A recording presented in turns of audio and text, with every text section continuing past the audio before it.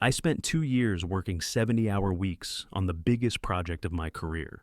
When that bonus check finally arrived, $45,000 after taxes, I thought my life was about to change.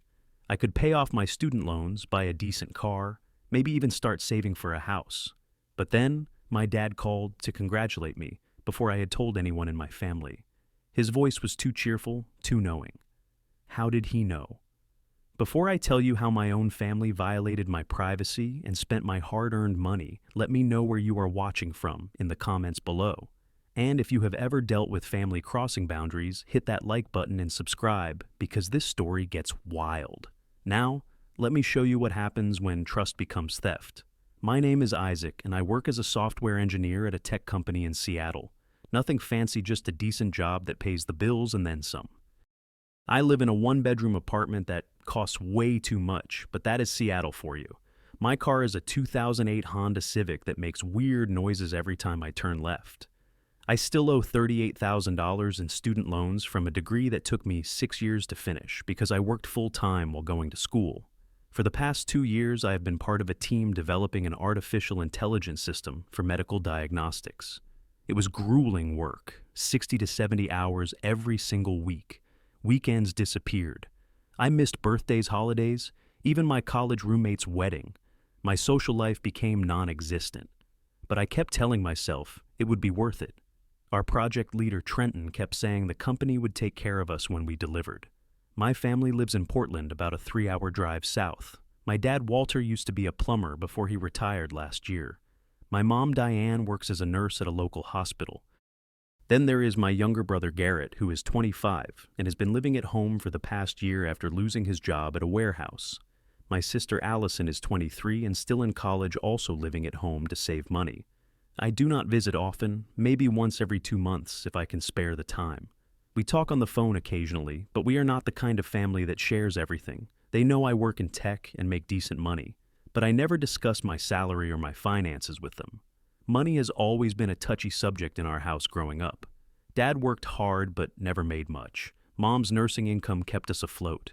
We were not poor, but we were not comfortable either. Friday morning started like any other day. I got to the office at 7:30, grabbed coffee from the break room, and sat down at my desk.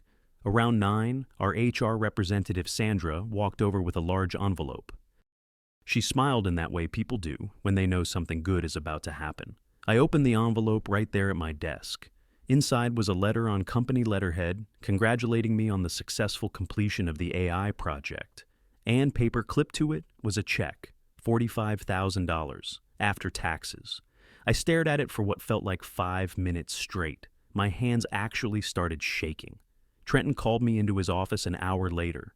He shook my hand, told me I deserved every penny, and that the company appreciated my dedication. He said the AI system we built was already being tested in 3 major hospitals, and the feedback was incredible. For the first time in 2 years, I felt like the sacrifice had actually meant something. My coworker Kyle took me out to lunch to celebrate. We went to this burger place we always talk about, but never actually go to because it is too expensive. Over a $20 burger, I told him my plan. Pay off the student loans completely. Buy a reliable car, nothing fancy, just something that would not break down every other month. And put whatever was left into savings. Maybe eventually save up for a down payment on a small condo. Kyle listened and nodded. Then he said something I should have paid more attention to. He said, "Do not tell your family about this money unless you want them asking for some of it." I laughed it off. I told him my family was not like that. But deep down, I knew he had a point. So I decided to keep quiet about the bonus, just for a while, just until I had everything figured out. That evening, I got home around 7. I made dinner, watched some television, and felt genuinely happy for the first time in months. Around 8:30, my phone rang. It was my dad. The conversation started normal enough. He asked how work was going. I said, "Fine, busy as usual." Then he said something that made my stomach drop. He said, "Congratulations on your big win, son." I need you to understand, I had not told anyone in my family about the bonus, not a single person. So I asked him what he was talking about. He laughed that kind of laugh people do when they think you are playing dumb. He said, "Your bonus, $45,000, that is incredible." I felt my face go cold. I asked him directly, "How do you know about that?" He got vague real quick, said something about word getting around. Then he changed the subject before I could push further. He started talking about Garrett, about how my brother was still looking for work, how tough the job market was. Then he mentioned that money was tight, that retirement was not as comfortable as he had hoped. The whole time he was talking, I was barely listening. My mind was racing. How did he know I had not told anyone except Kyle? The company would not have called my parents, so how the conversation ended with him saying he was proud of me and that we should talk soon. I sat on my couch for an hour after that call, just staring at the wall. Something was very wrong, but I could not figure out what. Saturday morning, I woke up still feeling uneasy about my dad's phone call. I could not shake the feeling that something was off. Around 10 in the morning, I decided to drive down to Portland. I did not call ahead. I just got in my car and started driving. The drive gave me time to think. How could my dad have known about the bonus? The only paper trail was the letter from HR, and the check, both of which were in my apartment. Unless someone at the company had told him, but that made no sense. We had no mutual connections there. The more I thought about it, the less sense it made. I pulled into my parents' driveway around 1 in the afternoon. Their house is a small ranch-style place in a quiet neighborhood. The lawn needed mowing. Dad's old truck was parked on the street. Everything looked normal from the outside. I walked in through the front door without knocking. I grew up in this house. I still had my key. What I saw when I walked into the living room stopped me in my tracks. My entire family was gathered around the coffee table. Spread out in front of them were glossy brochures for cruise ships, Alaska cruises specifically. My mom was holding one up, pointing at pictures of glaciers and whales. Garrett was leaning back on the couch with his feet up, grinning. Allison was looking at her phone, probably checking cruise reviews. My mom saw me first. Her face lit up. She said, "Isaac, perfect timing. We are going on a cruise to Alaska." She said it like it was the most natural thing in the world. Like they took expensive vacations all the time. Garrett sat up and added that it was 2 weeks all-inclusive with fancy restaurants and everything. He looked more excited than I had seen him in years. Allison glanced up from her phone and said she had never been on a cruise before. I stood there trying to process what I was seeing. My parents, who had always been careful with money, who clipped coupons and bought store brand, everything were planning a cruise that had to cost thousands of dollars. I asked the obvious question, how are you guys affording this? My dad looked up from the brochure he was reading. He had this casual expression on his face, like I was asking about the weather. He said, "Do not worry about it. We saved up." But I knew my parents. I knew their financial situation. They did not have savings like that. My dad's retirement pension was modest. My mom's nursing salary was decent, but not cruise money decent. Not after helping Allison with college expenses. I felt my chest tighten. Something was very wrong here. But I did not want to start an argument right there in the living room, so I excused myself and said I needed to grab something from my old room upstairs. My childhood bedroom had been turned into a guest room/storage space years ago, but my old desk was still there, covered with boxes and random items. I started looking through some old things, trying to calm down and figure out what to do next. That is when I saw it. Sitting on top of one of the boxes was an envelope. A business envelope with my company's logo in the corner. The same envelope Sandra from HR had handed me yesterday morning. The envelope that contained my bonus letter. Except, this was not my copy. This envelope had my name on it, but it was addressed to my parents' house in Portland. And it had been opened. The flap was torn, the letter inside clearly read and put back. My brain took a second to catch up. Then I remembered. 6 months ago, I had updated my address with HR because I was moving to a new apartment. But before that, I had always kept my parents' address as my permanent address on file. It was easier that way since I moved around so much in Seattle. I had assumed HR would send everything to my current address, but apparently some documents still went to the address on my original employment paperwork. They had received my bonus notification letter, and they had opened it and read it without telling me, without asking. I picked up the envelope and walked back downstairs. My hands were shaking, but not from nervousness, from anger. I walked into the living room and held up the envelope. I asked, "Did someone open my mail?" The room went quiet. My mom's smile faded. She looked at my dad. My dad set down his brochure and cleared his throat. My mom said, "Oh, that yes, we thought it might be important." She said it so casually, like opening someone else's federal mail was just a little oops moment. My dad added that they were just checking to make sure it was not something urgent, like that made it okay. Like violating federal law was fine as long as their intentions were good. I felt heat rising up my neck. I told them that this was federal mail, that you cannot just open someone else's mail. It is literally illegal. Garrett, who had been quiet up until now, laughed. He actually laughed. He said, "Come on, dude, we are family, stop being dramatic." That is when it all clicked into place. They had opened my mail, read about my bonus, and then decided to book an expensive cruise, without asking me. Without even telling me they had received my mail. They had just assumed I would pay for it. I looked at each of them. My mom was not meeting my eyes. My dad was getting that stubborn look he gets when he knows he is wrong, but will not admit it.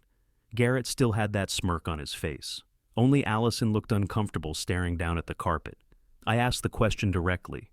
"So, you read about my bonus and decided to book a cruise?" Nobody answered right away. The silence was thick enough to cut. Finally, my mom spoke up. She said, "Isaac, we raised you. We sacrificed so much, is it wrong to want a little vacation?" My dad jumped in. He said they were not going to ask me directly. But when they saw the letter, they thought maybe I could help the family out. Help the family out, like I owed them.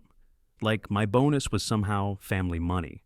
I told them I did not owe them anything beyond basic respect and love, which they had just violated. Garrett leaned forward, that annoying smirk still on his face. He said, "Bro, you make bank 45 grand is nothing to you." I almost lost it right there. I told him that $45,000 was 2 years of 60-hour work weeks. It was missing holidays and birthdays and friends' weddings. It was earned, not given. And it was mine. Allison finally spoke up quietly. She said maybe they should have asked first. Garrett shot her a look and told her to stay out of it. I asked the critical question. "How much did you spend?"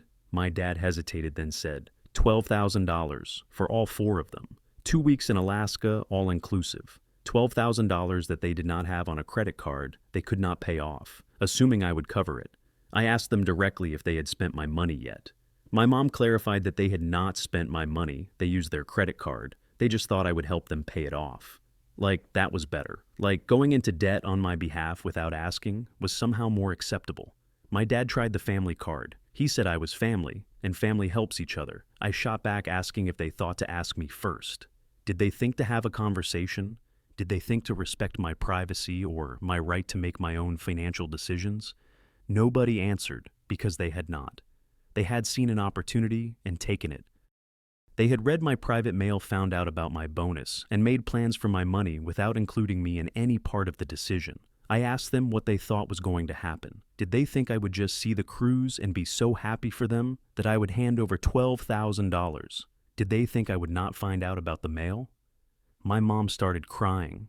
She said they just wanted one nice family vacation before they got too old. My dad said they had worked hard their whole lives and deserved something nice. Garrett called me selfish. That word selfish coming from my 25-year-old brother who lived at home rent-free and had not held a job in over a year. I looked at him and told him that wanting to keep the money I earned was not selfish. Planning someone else's finances without their knowledge was selfish. I told them I was not paying for the cruise. My dad's face went red.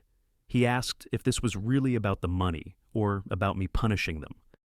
I told him it was about respect. It was about boundaries. It was about the fact that they had committed a federal crime by opening my mail and then compounded it by making financial decisions based on stolen information.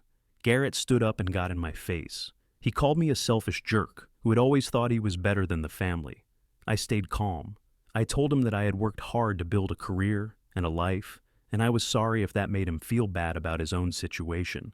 But it was not my responsibility to fund their vacation. My mom was full-on sobbing now. She said I was tearing the family apart over money. I corrected her. I told her they had torn the family apart when they violated my privacy and trust. Allison stood up and quietly said she did not know they were going to do this. She said she felt bad. I believed her. She was the only one who seemed to understand how messed up this whole situation was. I looked at my parents and told them I needed to leave. My dad said if I walked out that door, I was choosing money over family. I told him that I was choosing self-respect over manipulation. Then I left. The drive back to Seattle was 3 hours of pure anger and hurt. My own parents had opened my mail. They had violated federal law. They had planned to spend $12,000 of money I had not offered them, and when confronted, they tried to make me feel guilty about it. I called Kyle on the drive home, told him everything.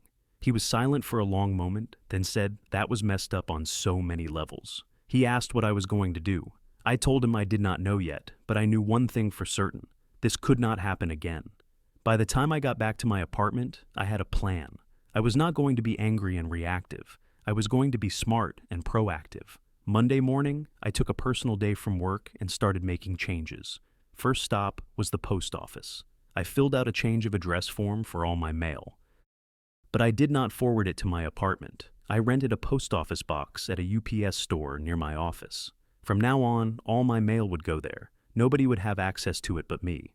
Next, I called HR at work. I explained that I needed to update all my information in their system. I gave them my new P.O. box address. I also asked them to add a note to my file that no information about my employment salary or benefits should be shared with anyone under any circumstances without written authorization from me.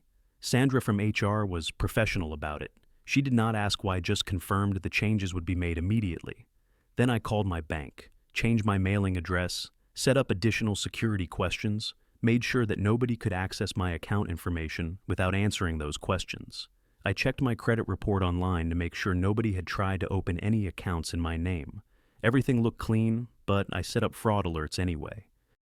I called a lawyer that afternoon, just a consultation to understand my options. The lawyer explained that opening someone else's mail is a federal offense, but prosecuting family members for it is complicated and rarely successful. However, he said I could use it as documentation if things escalated. He advised me to keep records of everything, every phone call, every text message, every interaction. He also suggested I check if my parents had access to any of my accounts or personal information. That made me realize something. I went through every single account I had. Email, bank accounts, credit cards, social media, everything. Changed every password, set up two-factor authentication everywhere. Removed my parents' phone numbers from my emergency contacts at the bank. It took hours, but when I was done, I felt like I had taken back control. Tuesday morning, my mom called. I almost did not answer, but I knew I had to face this eventually. Her voice sounded tired. She said they needed to talk. The cruise was non-refundable. They really needed my help. I told her I had already said I was not paying. There was a long silence. Then she said they would have to cancel and lose the deposit. I told her that was her decision to make, not mine. She asked if I really wanted them to lose $3,000. I pointed out that I had never asked them to book the cruise in the first place. She tried a different approach. She said I was financially stable and they were struggling. I reminded her that I had $38,000 in student loans, that I was living in an expensive city in a small apartment, that I was not rich, I just had a good job that I had worked extremely hard for. She said family was supposed to help each other. I agreed. I said family was also supposed to respect each other. Family was not supposed to open each other's mail and make financial plans with money that did not belong to them. Later that day, my dad called. His voice was hard angry. He said I was tearing the family apart. I told him that he had done that when he chose to violate my privacy. He said they were my parents and deserved respect. I told him respect goes both ways. He hung up on me. Garrett sent me a series of text messages, called me selfish, said I had always been stuck up, said I never cared about the family. I did not respond. There was no point. But then Allison texted me separately. She apologized, said she did not know they were going to do that, said she felt bad about the whole thing. I texted back and told her it was not her fault. She had not done anything wrong. She thanked me for understanding.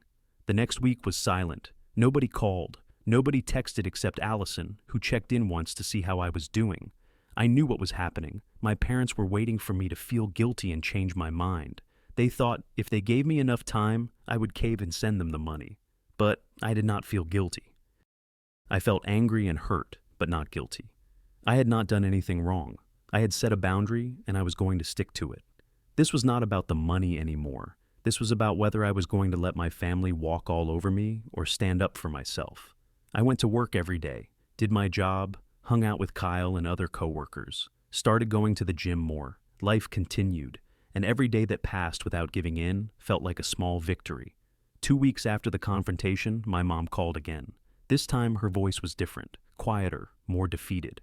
She told me they had canceled the cruise. They lost $3,000 on the deposit. She said my father was very upset. I told her I was sorry they lost money, but that was their choice. She said I was being heartless. I told her I was being realistic. They had made a financial decision without consulting the person whose money they were planning to use. Actions have consequences. There was a long pause. Then she said something that surprised me. She said, maybe they did cross a line. Maybe. I did not let it slide. I said there was no maybe about it. They had opened federal mail that was not theirs. They had violated my privacy. They had made financial plans based on stolen information. My mom sighed a deep, tired sound. She said I was right, that they should have asked, that they should not have opened my mail. It was not exactly a full apology, but it was something. It was more than my dad had offered. I told her I appreciated her saying that. She said my father was too proud to admit he was wrong, but she thought he knew. I said I needed time. I needed to know this would not happen again. She promised it would not.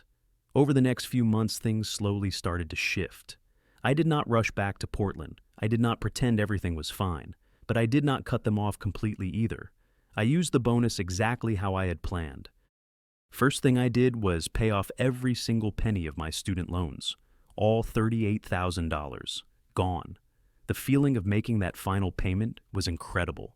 For the first time since I was 18 years old, I did not owe money for my education. Next, I bought a car. Nothing fancy or extravagant. A 3-year-old Toyota Camry with low mileage and a full-service history. It was reliable, efficient, and most importantly, it did not make weird noises when I turned left. Driving it off the lot felt like freedom. After the loans in the car, I had about $5,000 left. I put it straight into a high-yield savings account, emergency fund, something I had never been able to build before because every spare dollar went to debt payments. My life felt different, lighter. I was not drowning in debt anymore. I was not driving a car that might break down at any moment. I was not worried about someone reading my mail because all my mail went to a secure P.O. box that only I could access. Work continued to go well. Trenton pulled me aside one day and said the AI project was exceeding expectations. He hinted that there might be more opportunities coming my way. I felt like I was finally building the career and life I had always wanted. My relationship with my family was complicated. I talked to my mom on the phone about once a week. The conversations were careful at first surface level. How was work? How was the weather? That kind of thing. But slowly we started talking about real things again. She told me about her patients at the hospital. I told her about projects at work. It was not the same as before, but it was something. My dad and I barely spoke. When we did, it was brief and awkward. He could not quite bring himself to apologize, and I was not going to pretend it had not happened. But the anger faded over time. I was not holding a grudge. I was just maintaining a boundary. Garrett and I did not talk at all. He was still angry that I had not bailed them out. According to Allison, he told people I was selfish and had abandoned the family. I did not bother correcting the story. People who mattered knew the truth. Allison and I actually grew closer. She started texting me more often, asking advice about school and life. She told me she respected what I had done, that it made her think about boundaries in her own life. She said she was going to move out after graduation, get her own place, be independent. I encouraged her, told her I would help if she needed advice or support, but I would not enable her to stay dependent. 6 months after the whole mess, I drove down to Portland for Thanksgiving. I almost did not go, but Allison asked me to come, and I decided to give it a try. The dinner was awkward at first. Nobody mentioned the cruise. Nobody mentioned the fight. We ate turkey and talked about safe topics. But after dinner, while everyone else was watching football, my dad pulled me aside. We stood in the kitchen, and for a moment, neither of us said anything. Then he spoke. He said he should not have opened my mail, that it was wrong. His voice was gruff, and he would not quite look at me, but he said it. I told him thank you for saying that. We did not hug. We did not have some big emotional moment. We just nodded at each other, and somehow that felt more real than any dramatic reconciliation would have. Things were not perfect. They probably never would be, but they were honest. My family knew now that I had boundaries, that I would not be taken advantage of, that love did not mean unlimited access to my money or my life. I learned something important through all of this. Setting boundaries is not mean or selfish. It is necessary. It is healthy. And sometimes the people who push back the hardest against your boundaries are the ones who benefited most from you not having any. I also learned that family is complicated. My parents had raised me, supported me in many ways, and I loved them. But that did not mean I owed them unlimited financial support or access to my private information. Real love includes respect. Real family respects boundaries. My life now is peaceful in a way it was not before. I do not worry about surprise phone calls asking for money. I do not stress about mail being opened or financial information being shared. I built a life based on hard work and clear boundaries, and I am not apologizing for it. Sometimes people ask me if I regret not just paying for the cruise to keep the peace. The answer is no, because it was never really about the cruise. It was about respect. It was about whether I was going to let people manipulate me or stand up for myself, and I chose to stand up. To anyone watching this who has dealt with family boundary issues, let me ask you this. Have you ever had family members cross a line with your money or privacy? How did you handle it? Drop your story in the comments below. And if this story resonated with you, hit that like button and subscribe for more real-life stories. Share this video with someone who needs to hear that setting boundaries is okay. Thank you for watching, and remember, taking care of yourself is not selfish, it is necessary. I hope you find the courage to set your own boundaries, whatever they may be. Sometimes the people who love you the most are the ones who need the clearest boundaries, and sometimes saying no is the most loving thing you can do, because real family respects you, not just when it is convenient, but especially when it is hard.